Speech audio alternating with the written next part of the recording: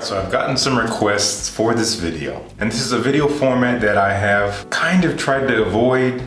I did one of these last fall, a top 10 designer fall fragrances list. We've seen them for years. I've done many of them, and I've enjoyed them in the past, but I've actively proclaimed in recent years that it's not my favorite type of video to do. It feels a little bit uninspired, hence why I actually started doing it a little bit differently last year, and I do plan on doing that again. I did a vlog where I gave you kind of a day in the life over the course of about 3 weeks or so of me wearing some of my favorite fall fragrances in the context of my daily life and all the events taking place. And I had a lot of fun doing that. So I think I'll probably do that again. If you want to see that, let me know down in the comments. And if you missed last year's video, check it out.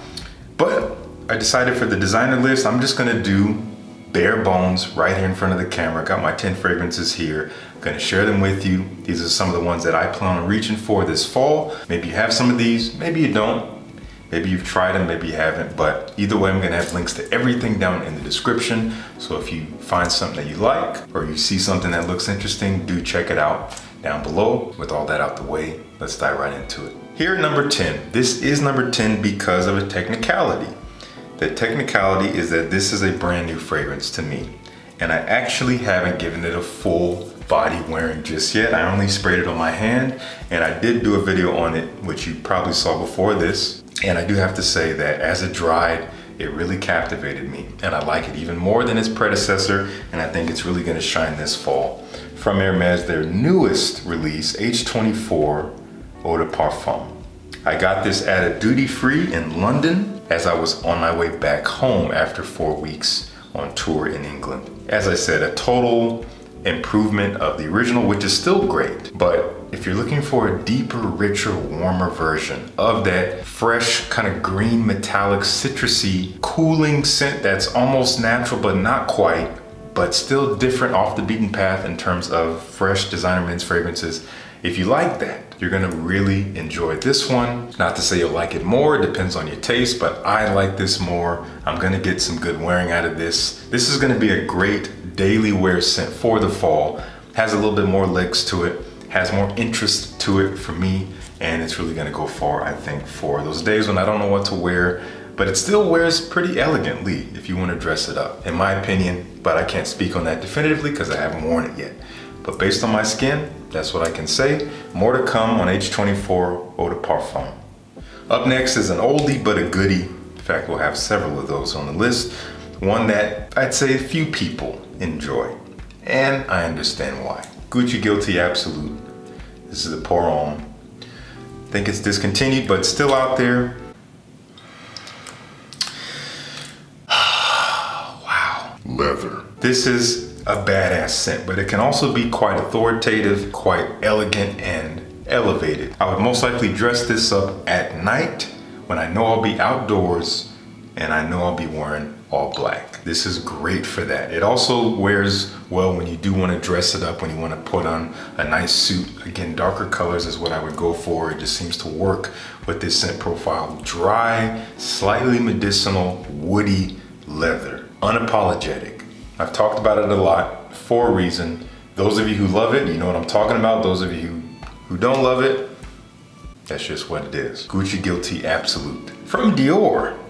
Now this fragrance is one I haven't actually worn in a while. It's probably been about a year since I wore this, and I've been trying to get away from it in a way because iris, being the key ingredient here, was a note that I wasn't really feeling a lot of this year. I was not really gravitating towards that waxy, slightly powdery, sometimes starchy iris note.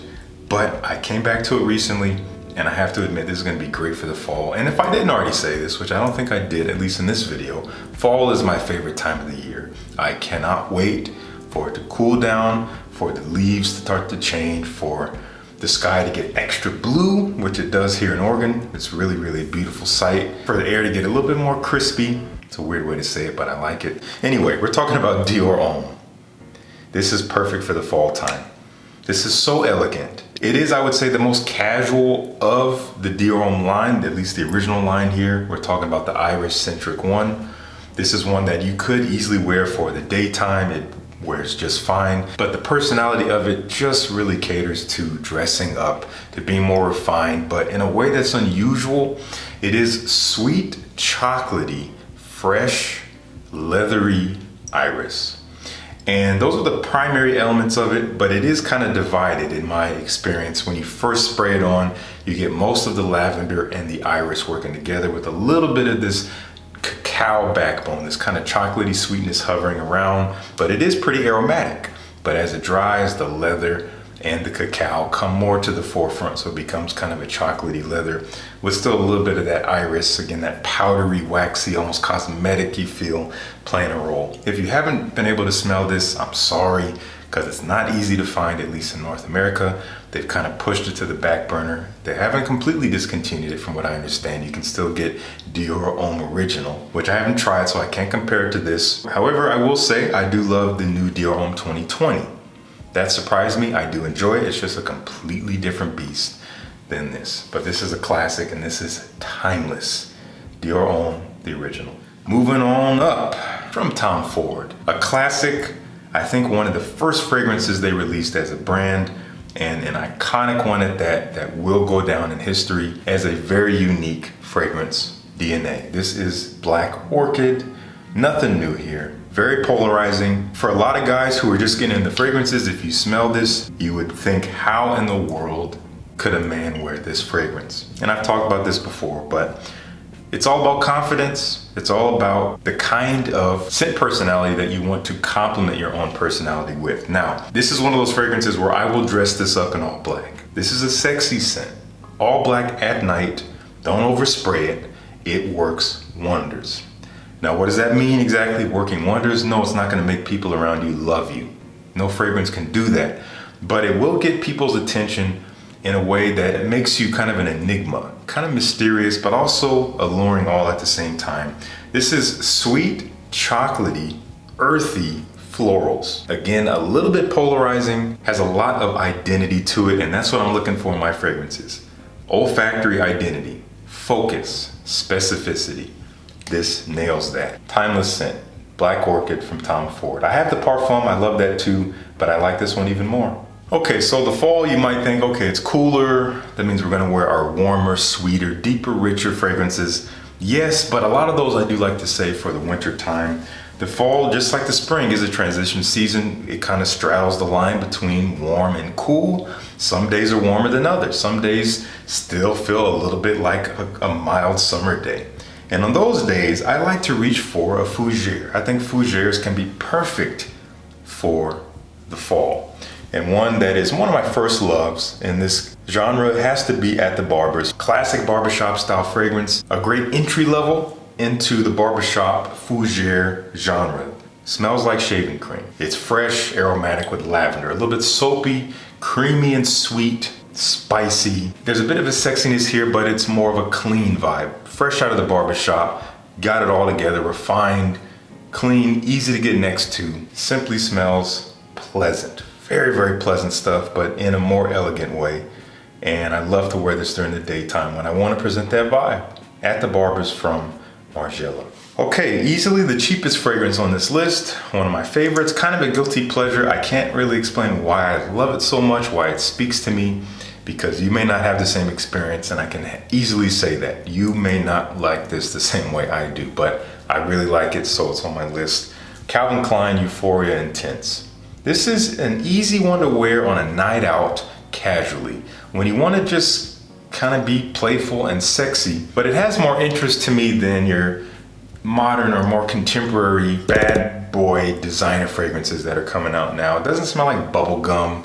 It doesn't smell overly sweet or overly juvenile or overly synthetic or scratchy or sharp. There's something a little bit more here. It has an interesting note breakdown that doesn't really match the scent. That has like ginger and oud apparently and amber and whatnot, but ultimately it does smell sweet and fresh. And there's a smoothness here. That's what I love the most. The quality is surprising. So for the price, fantastic stuff.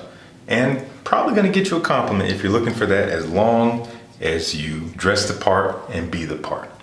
That is Calvin Klein Euphoria Intense.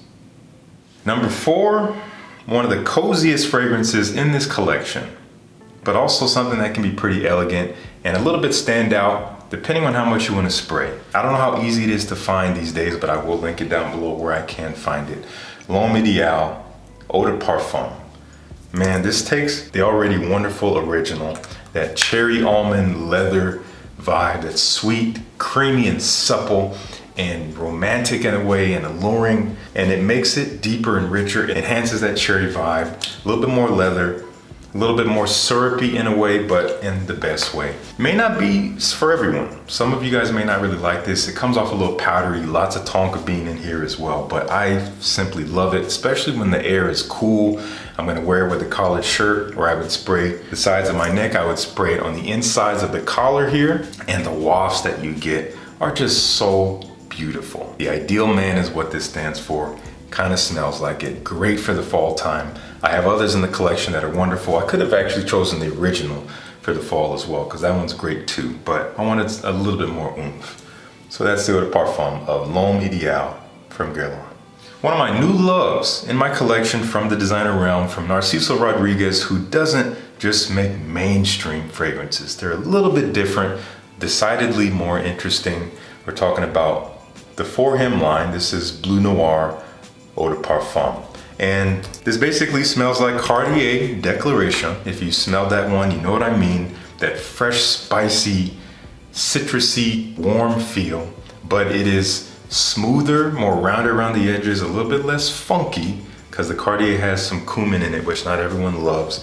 And they just make it more musky and softer and rounder, but still has some good longevity as an eau de parfum. This is one that you could wear every day. You could dress it up at work, you could dress it up going out, you could wear it on a date, you could wear it casually when it's a little bit warmer. It works both warm and cool days. It is simply gorgeous, but simple enough to be very versatile. Love this stuff. Bleu Noir Eau de Parfum. All right, this one I've got to give it a spray. One of the most elegant and slightly more unique fragrances from the designer realm, from one of the most underrated houses, Cartier. Man, L'Envol. I love this for the fall. This is the Eau de Parfum, which is the original version. They do have an Eau de Toilette, which I haven't smelled, but a lot of you have said you really love that one too. And you gotta love this mechanism. So different to reveal the atomizer. Love that. This is honey and violet leaf. So it's sweet, kind of sticky, rich honey with a nice balance of this kind of green metallic freshness that opens up the scent profile a little bit more, so it's not too thick. You also have some woods in the background. It is so different, but it makes it so elegant.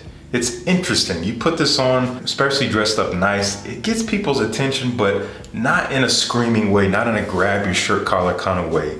It's just like a kind of a head scratcher, or you just kind of lean in a little bit farther because you're like, what is that? I like it. The sweetness in the air is very attractive. Sweetness is great, especially in the air. And you get closer and you find it to be a little bit unusual, which is just even more attractive if you're asking me. Anyway, L'Envol from Cartier. This is one of those bottles that it's so fun to hold up to the camera because my face always looks ridiculous. I mean, wouldn't you want to talk to me at the bar? I mean, come on now. Try! And what's at number one here? Well, I can tell you that this is a timeless classic. This smells like it could have come out at any time, if you're asking me. It is incredibly refined. Some people say it is kind of quintessentially masculine. Take that as you will. But this is one of those fragrances where if you can appreciate it, it becomes actually really sexy and actually alluring, which you would not expect from a fragrance like Terre D'Hermès. The original Eau de Toilette. A lot of you guys have talked about the Parfum, which might actually be also fantastic for the fall. I used to have a sample of that years ago.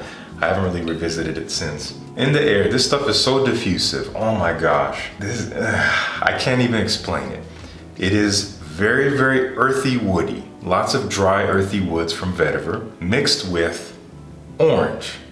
So that comes across as kind of this earthy, soily orange in a way, but there's a cleanliness here. There's a freshness here that makes it very sophisticated and again, kind of sexy in a very unexpected way.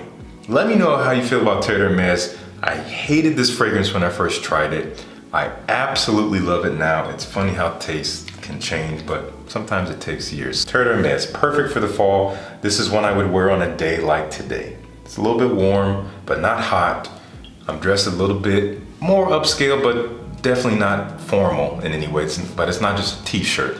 I would spray this on and I'd feel really good, but I'm not wearing this today. I'm gonna wear something else. Anyway, let me know what you think of Terre D'Hermès down below. I have links to check it out if you want to, down in the description. That's gonna do it for me. Let me know what you think of my picks here for designer fragrances for the fall, a very popular format. Those of you who have been asking for it, I hope you watched this video. If you did, thank you for living up to your word. Anyway, let me know what you think down below, and thank you so much for tuning in. Peace. I'll see you in the next one.